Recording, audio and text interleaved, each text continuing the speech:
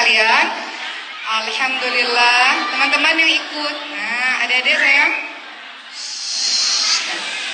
mohon izin ibu sekalian, terutama teman-teman yang sudah ikut kajian tadi pagi, karena temanya sama Isra Mi'raj, jadi kita mengulang kembali cerita tentang Isra Mi'raj ya teman-teman sekalian.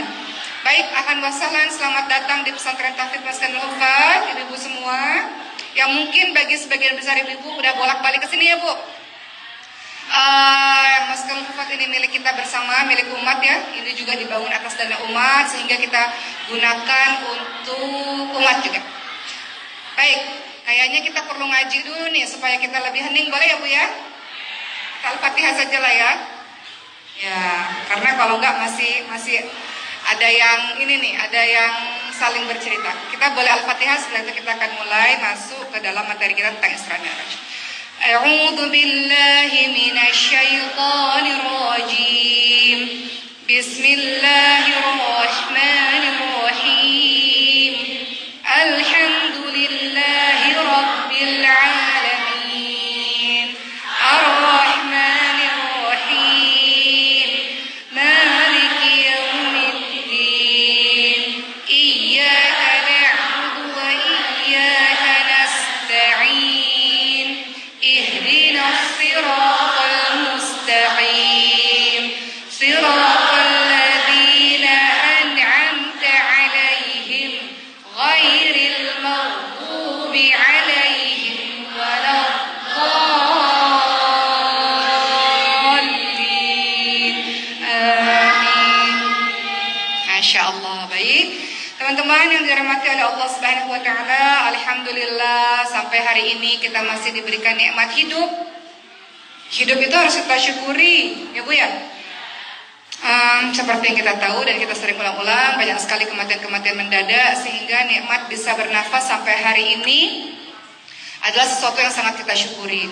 Allah kasih kita waktu untuk hidup, artinya Allah masih kasih kesempatan kepada kita, pertama untuk bertobat dari kesalahan-kesalahan kita. Yang kedua, Allah masih kasih kesempatan kita hidup karena Allah mau kasih kesempatan untuk kita lebih banyak lagi beramal saleh. Betul ya Bu? Jadi alhamdulillah atas nikmat hidup ini, yang mana ada kesempatan untuk bertobat dan ada kesempatan lagi untuk memperbanyak amal saleh. Ibu-ibu yang dirahmati oleh Allah Subhanahu wa Ta'ala, hari ini tanggal 25 Februari. Berapa Rajab nih Bu? 24 Rajab. Yang sebentar lagi insya Allah lebih kurang mungkin seminggu lagi, kalau Allah kasih usia kita akan masuk ke bulan Sya'ban. Kalau masih ada usia kita masuk ke bulan Rajab. Bulan Ramadan. Ibu-ibu udah bayar puasa? Udah selesai ya Bu ya? Keren. Ibu-ibu udah pada solehah-solehah luar biasa. Mohon izin Bu sebelum masuk materi, tadi pagi saya juga ngaji sama guru saya, dan beliau bilang begini, di bulan Rajab nih, apa yang berbeda dari bulan-bulan kemarin? Ibadahnya harus lebih beda nih Bu. Ibu beda nggak ibadah-ibadahnya dari bulan kemarin? Kalau tahajud Rajabnya mesti tiap hari nih. Kalau waktu itu sedekahnya mungkin jarang-jarang, ini harus lebih sering. Sedekah itu tidak hanya infak berupa harta ya Bu. Segala sesuatu yang perbuatan baik diridhai oleh Allah itu bagian dari sedekah. Atau Qur'annya yang sebulan-bulan Rajab ini Qur'annya jarang-jarang, ini lebih sering lagi. Jadi harus ada perbedaan. Memasuki bulan Rajab, Sya'ban, apalagi Ramadan, harus ada perubahan. Dan ibu yang pilih masing-masing. Kita tahu sama-sama ya Bu, pintu surga itu ada macam-macam ya Bu ya. Pintu puasa bagi orang-orang yang suka puasa. Jadi ada yang kita tuh memang amalan ibadah yang paling diunggulkan di hadapan Allah, kita senangnya puasa, banyak puasa. Puasa Ramadan pasti dan ditambah puasa-puasa sunnah. Ada puasa Senin Kamis mungkin, ada puasa Ayamul Bid ya Bu, tengah bulan. Ada puasa Daud, hari ini puasa besok buka, hari ini puasa besok buka, begitu. Ada orang yang senangnya puasa nggak sanggup, tapi senangnya di hadapan Allah pengennya sholatnya banyak. Selain sholat wajib, dia nggak pernah ketinggalan sholat tahajud. Dia nggak pernah ketinggalan sholat duha. Dia nggak pernah meninggalkan sholat qabliyah ba'diyah misalnya. Jadi masuk dia ke surga dari pintu sholat. Ada yang memang segala macam ibadah-ibadah itu kayaknya agak susah, tapi dia punya pribadi yang mudah memaafkan kesalahan orang lain. Dia menahan marahnya, orang yang tenang. Ada tuh pintu surga khusus untuk orang-orang yang suka memaafkan kesalahan orang lain dan orang-orang yang mudah memaafkan kesalahan yang menahan amarahnya. Jadi silakan di antara kita di bulan Rajab ini silakan kita pilih mau ibadah apa yang kira-kira diunggulkan di hadapan Allah Subhanahu wa taala karena setiap orang beda-beda kemampuannya. Ada yang emang senangnya Quran nggak apa-apa, Quran berarti dibanyakin. Berarti nanti insya Allah mudah-mudahan amalan yang diunggulkan di hadapan Allah adalah Quran. Jadi masing-masing kita berbeda-beda. Nah, sekarang masuk kepada 24 Rajab teman-teman sekalian. Seperti yang kita tahu bahwa peristiwa Isra Mi'raj ini mukjizat yang sangat luar biasa, teman-teman sekalian. Ini khusus diberikan kepada Nabi Muhammad SAW karena nabi-nabi sebelumnya tidak ada peristiwa Isra Mi'raj. Jadi ini khusus kepada Nabi kita Nabi Muhammad SAW. Pertanyaannya, kenapa ya di bulan Rajab banyak sekali orang-orang yang pada akhirnya berceramah atau kita sering dengar ceramah tentang Isra Mi'raj? Karena sebagian mengatakan peristiwa Isra Mi'raj itu terjadinya di bulan Rajab, walaupun sebagian lain mengatakan nggak tahu waktunya kapan. Jadi banyaknya kalau kita dengar ceramah-ceramah di bulan Rajab ini salah satunya Isra Mi'raj karena begitu. Ada sebagian yang mengatakan peristiwa Isra Mi'raj itu dilaksanakan pada bulan Rajab. Baik, sebelum kita menceritakan tentang Isra Mi'raj yang Ibu sering kali mendengarnya setiap tahun, mari kita ingat-ingat kembali tentang apa yang dilakukan oleh Rasulullah SAW sebelum akhirnya beliau melakukan peristiwa Isra Mi'raj. Rasulullah berdakwah di kota Mekah, mohon izin Ibu, berapa tahun Bu di kota Mekah? Dakwahnya Rasulullah 13 tahun. Rasulullah dakwah di Madinah berapa tahun Bu? 10 tahun. Waktu Rasulullah dakwah di kota Mekah selama 3 tahun pertama dakwahnya sembunyi-sembunyi. Susah dakwahnya, gak semua orang menerima Islam. Lalu lanjut lagi di tahun-tahun berikutnya mulai terang-terangan. Dan seperti yang kita tahu, banyak sekali mendapatkan penolakan-penolakan. Banyak sekali sahabat-sahabat Nabi yang pada akhirnya disiksa. Banyak sekali sahabat-sahabat Nabi akhirnya meninggal dunia. Awal-awal penyebaran Islam tidak mudah. Jadi kita harus bersyukur teman-teman sekalian, ummahat, ibu-ibu semua yang salihah. Kita harus bersyukur karena sekarang Masya Allah kita sudah mendapatkan nikmat iman Islam itu.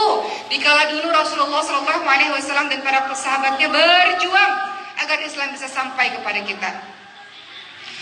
Apa yang dilakukan Rasulullah dan para sahabatnya? Pada saat itu para sahabat sempat berhijrah. Jadi hijrah pertama kali kemana teman-teman sekalian? Ke Habasyah, bukan ke Yathrib Madinah. Hijrah pertama kali ke Habasyah, lalu kemudian hijrah yang berikutnya ke Madinah. Dan Rasulullah mengalami kesusahan yang sangat luar biasa. Di tahun 7 kenabian, kalau kita bilang tahun kenabian, artinya tahun yang ada di kota Mekah. Tahun 7 kenabian, umat Islam itu diasingkan.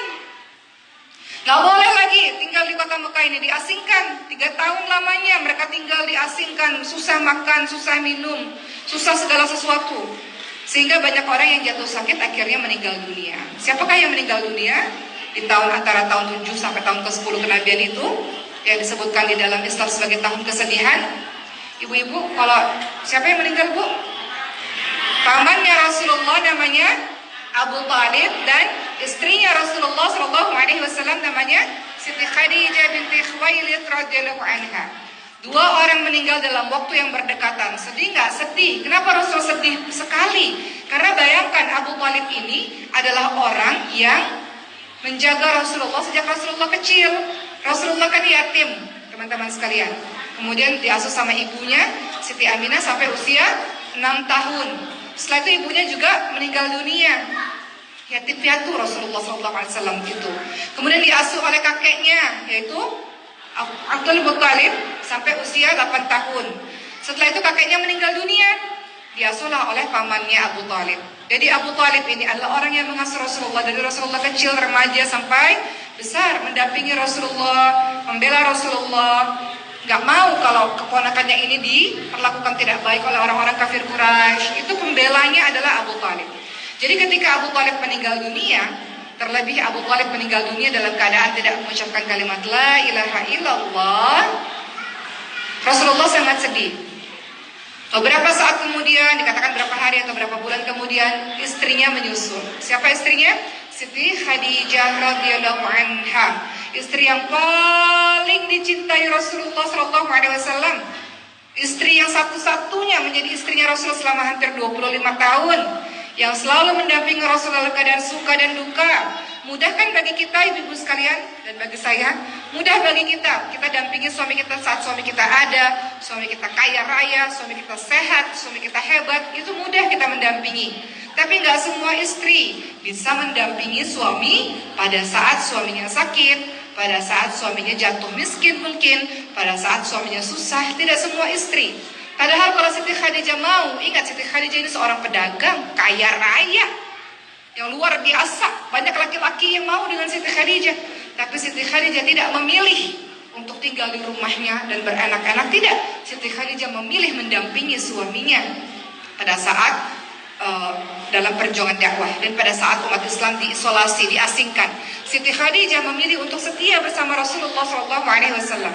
Makanya pada saat proses pengasingan itulah Siti Khadijah jatuh sakit dan meninggal dunia. Jadi Rasulullah SAW begitu kehilangan atas kepergian dua orang yang sangat dicintainya ini. Kemudian Rasulullah berpikir, sahabat-sahabat sekalian, ketika berada di kota Mekah dengan kesedihan yang luar biasa, Rasulullah ingin dakwah di sebuah tempat yang sekiranya tempat itu mampu menerima Rasulullah SAW dan ajaran Islam. Kemanakah Rasulullah pergi, ibu-ibu semua? Setelah kepergian dua orang yang dicintai, ke negeri Taif. Ibu-ibu kalau yang umroh atau haji, coba sempatkan ke negeri Taif. Sekarang banyak travel umroh, mereka juga pergi ke negeri Taif, dekat, tak terlalu jauh dari kota Mekah. Rasulullah dakwah ke Taif, Bu, selama 10 hari 10 malam. Apakah di negeri Taif dakwah Rasulullah diterima? Enggak. Rasulullah datang ke sana untuk menyebarkan Islam, mengajak orang-orang mengenal Allah. Tapi orang-orang di negeri Taif tidak menerima dakwah Rasulullah. Orang-orang pada keluar rumah, dari anak kecil, orang dewasa, semuanya keluar rumah untuk sekadar melempari Rasulullah dengan batu dan yang lain-lain, dengan hinaan-hinaan yang luar biasa. Dan Rasulullah berdarah pada saat itu, saat berusaha untuk menjelaskan atau menyebarkan Islam. Sampai Rasulullah SAW sangat sedih, bersandar di bawah sebuah pohon kurma dan menyerahkan dirinya kepada Allah. Ya Allah, saya ini mau di mana ya Allah? Dakwah di sini ditolak ya Allah, dakwah di situ ditolak ya Allah. Susah ya Bu dakwah Bu ya. Mengajak orang lain kepada Allah itu tidak mudah kan? Gak semua orang langsung menerima. Ada orang-orang yang pada akhirnya melakukan sesuatu yang buruk sama seperti yang dilakukan oleh orang-orang Taif pada saat itu kepada Rasulullah.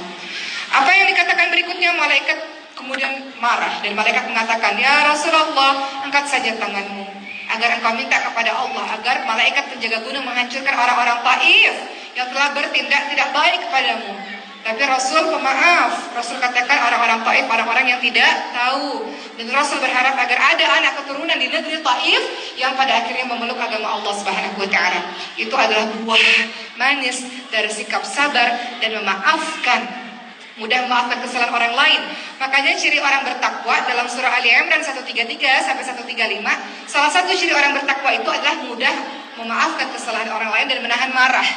Termasuk ada pintu surga khusus yang tadi saya sebutkan di awal, adalah pintu surga khusus untuk orang-orang yang mudah memaafkan kesalahan orang lain dan menahan marah. Jadi beruntunglah untuk teman-teman yang hatinya bersih, mudah memaafkan kesalahan orang lain. Itu diganjar surga itu. Karena nggak mudah. Mudah nggak teman-teman sekalian? Menahan marah itu nggak mudah. Tapi dia tahan. Dia nggak mau mengeluarkan kalimat-kalimat buruk. Dia nggak mau menghancurkan segala sesuatu. Dia tahan. Dan dia memaafkan kesalahan orang lain yang pernah menyakitinya. Itu ada pintu surga sendiri teman-teman sekalian. Dan itu ciri orang bertakwa. Ali Imran 133 sampai 135. Ciri orang bertakwa. Jadi Rasulullah mengajarkan hal demikian. Akhirnya setelah kesedihan dua orang yang dicintai meninggal dunia, dakwah di negeri Taif tidak diterima, apa yang Allah lakukan kepada Nabi Muhammad SAW? Yaitu hadiah. Apa itu? Isra Mi'raj. Isra Mi'raj itu hadiah. Hadiah dari Allah Subhanahu wa Ta'ala untuk menghibur hati Rasulullah SAW. Baik teman-teman sekalian, ketika membicarakan mengenai peristiwa Isra Mi'raj, itu ada dalam surah Al-Isra ayat ke-1. Apa kata Allah Subhanahu wa Ta'ala? A'udzu billahi minasyaitonir rajim. Subhanalladzi asra bi'abdihi lailan minal masjidil harami ilal masjidil aqsa alladzi barakna hawlahu linuriyahu min ayatina innahu huwas samiul basir. Jadi kalau kita bertanya, Memangnya peristiwa Isra Mi'raj itu tercantum dalam Al-Quran? Iya, salah satunya dalam surah Al-Isra ayat ke-1. Apa arti dari ayat yang saya bacakan tadi? Maha suci Allah yang telah memperjalankan hambanya di suatu malam dari Masjid Haram di kota Mekah ke Masjidil Aqsa yang telah Allah berkahi sekelilingnya, dan kami perlihatkan kepadanya sebagian dari tanda-tanda kebesaran kami. Sesungguhnya Dia adalah Maha mengetahui, Maha mendengar lagi Maha mengetahui. Jadi Isra adalah perjalanan malam dari Masjidil Haram ke Masjidil Aqsa. Kalau Mi'raj naik, Mi'raj itu naik, betul, dari Masjidil Aqsa ke Sidratul Muntaha. Kenapa ya nggak dari Masjidil Haram aja langsung naik ke Sidratul Muntaha? Kenapa ya Bu?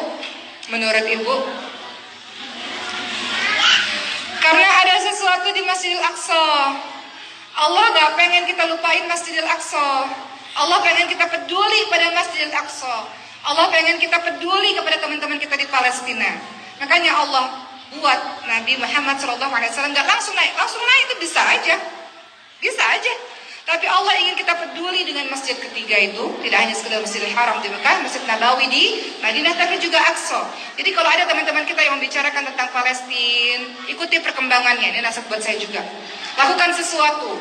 Kalau nggak bisa harta kita sedekahkan, atau mungkin kita juga nggak ke sana juga, paling nggak kita berdoa, teman-teman sekalian. Doakan agar teman-teman kita di sana itu sedang menjaga masjid kita.